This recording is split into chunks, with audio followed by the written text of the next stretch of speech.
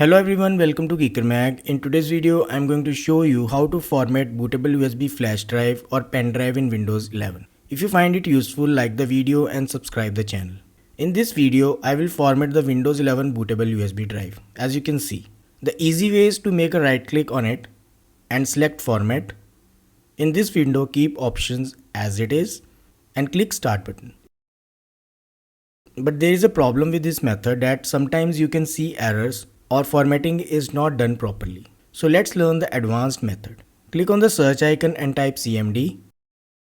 When command prompt appear in the search results, click run as administrator.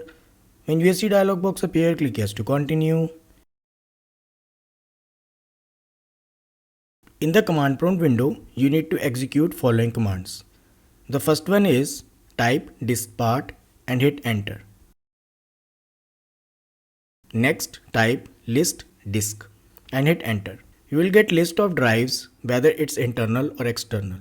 Now you need to check the disk number of the drive you want to format. In my case, it's disk 1.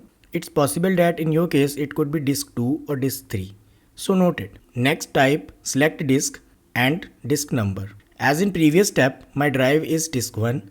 So my command will be select disk 1. If in your case, if the disk is 2, then your command will be select disk 2 and hit enter. When you get the message disk 1 is selected, type another command, that is clean.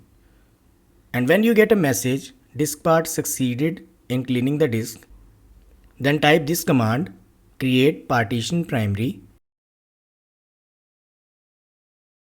and hit enter. Once you get this confirmation, type this command, format fs equals ntfs quick and hit enter. This will format all the data in the drive.